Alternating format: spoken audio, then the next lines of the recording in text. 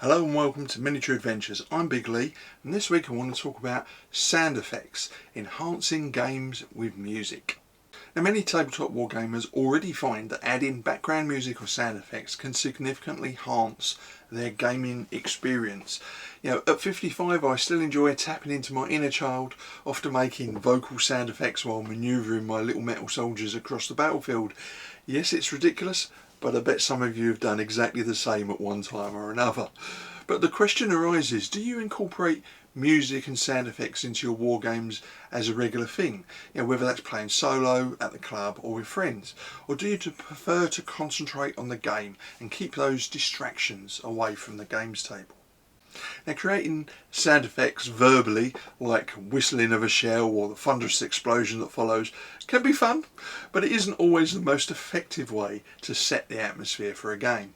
Reflecting on my years of running role-playing games, I recall a particularly memorable campaign probably over 15 years ago. Our group spent nearly a year navigating a complex storyline that culminated in a massive battle outside a city's walls. To enhance the experience, I used downloaded sound effects such as the sound of arrows whizzing through the air, ballista bolts crashing against fortifications, and the clamour of soldiers charging into combat. Now, I compiled these effects into a custom battle soundtrack that played during the role-playing session itself. The reaction was overwhelmingly positive, with players noting how the sound effects enhanced the immersion and overall enjoyment of the game.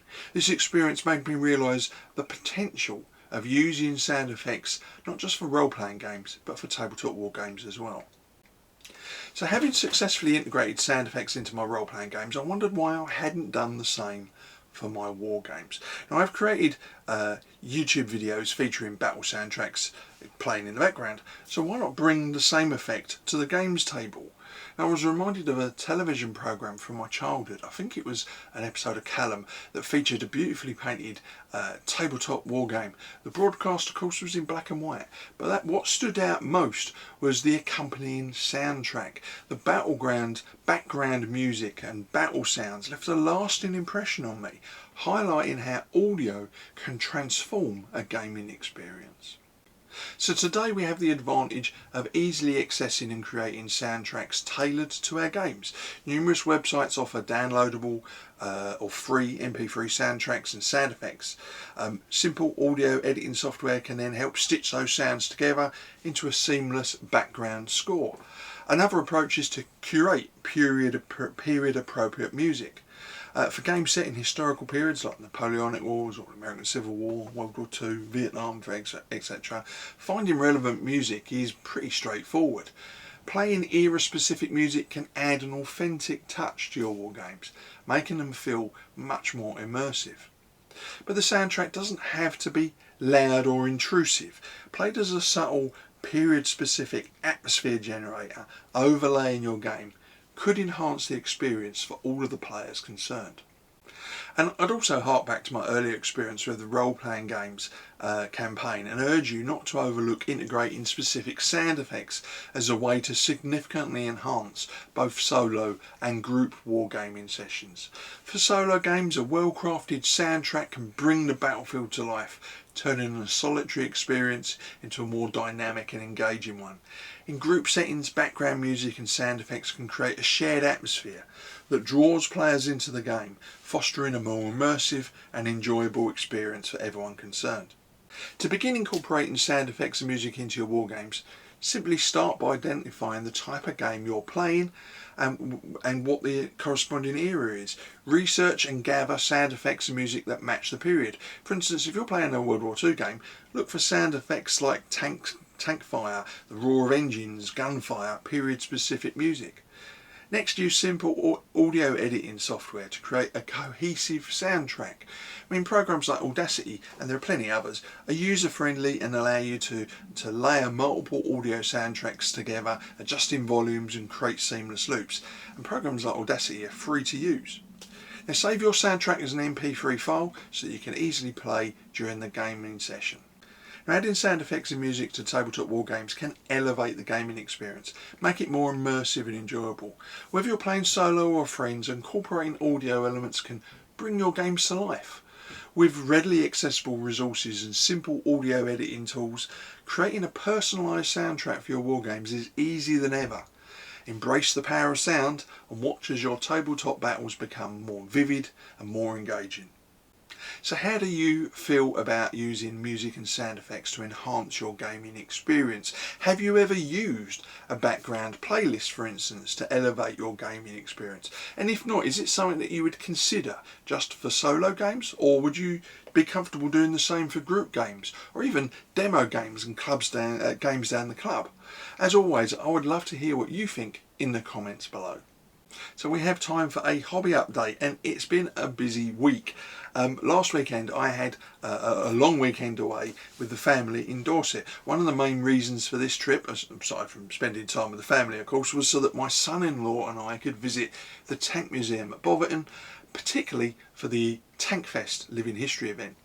Now, I was at the Tank Museum earlier this year, but it's been nearly a decade, possibly more, since I last attended Tankfest, and I have to say I really enjoyed it. It's a ticketed living history event, so you need to book in advance, but it was definitely worth the forward planning. As always, I shot far too many pictures, but with the live tank displays taking place all day and a large living history display surrounding it across most of the site, it was hard not to be excited and get carried away with the camera.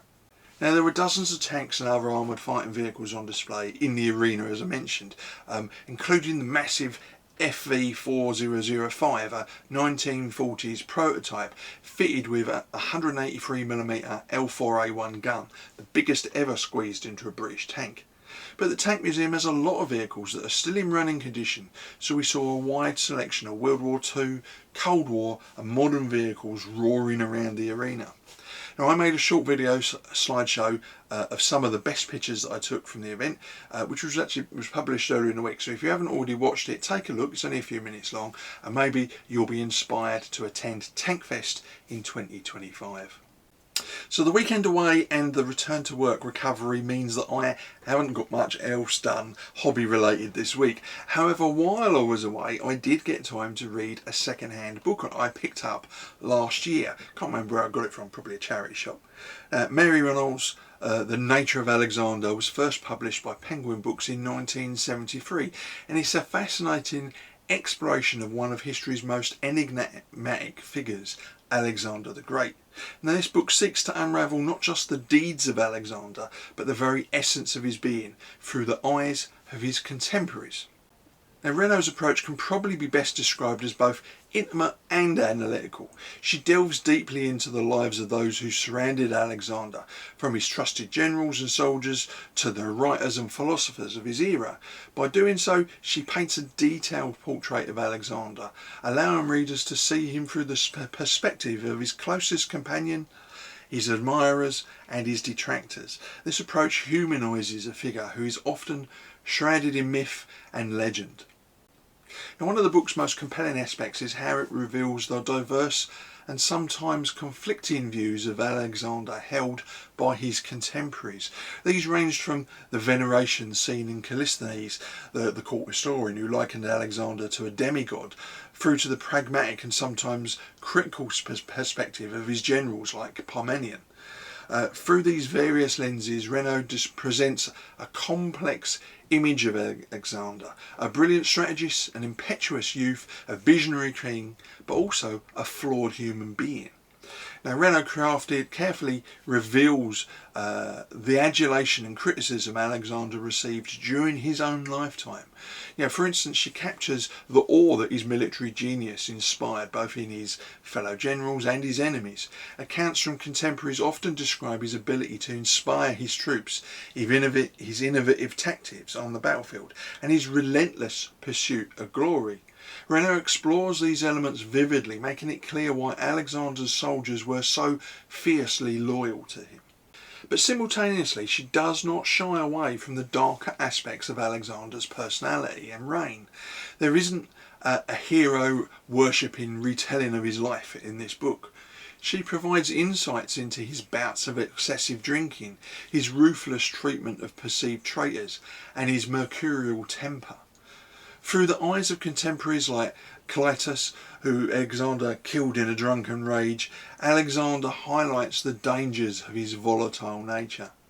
This balanced portrayal helps to dispel the monolithic image of Alexander as merely a heroic conqueror, presenting instead a more nuanced character shaped by both extraordinary strengths and extremely deep character flaws.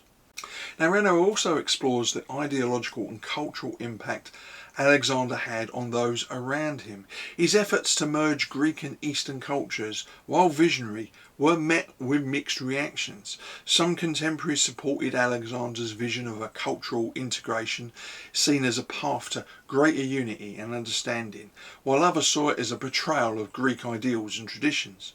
Renaud captures this tension, revealing how Alexander's ambition extended beyond mere conquest to the creation of a new, hybrid civilization. In this respect, she takes the analysis of Alexander away from the battlefield, where his supremacy is unrivaled, and into the political, where his success was much less clear-cut. Renaud's book enables modern readers to understand Alexander within the context of his time. By immersing readers in the contemporary perspective of Alexander's world, Renaud provides a richer understanding of the societal norms, values and political dynamics that shaped his actions and his decisions. This contextualisation is vital to modern readers who might otherwise impose anachronistic judgments on Alexander's character and deeds. Ultimately, the nature of Alexander succeeds in making one of history's most iconic figures more accessible and comprehensible to modern readers. Her work encourages readers to appreciate the complexity of Alexander the Great, not as a distant mythic hero, but as a dynamic and complicated human being, shaped by his time and those around him. Now, this is a book that I heartily recommend. If you can find a copy, perhaps bought second-hand online, I think it's well worth a read. That's it for this week. I hope you enjoyed the video, and as always, if you did enjoy the video, please like, subscribe and share, and of course please join the conversation in the comments below. So until next week, stay safe, keep gaming, and of course keep rolling high.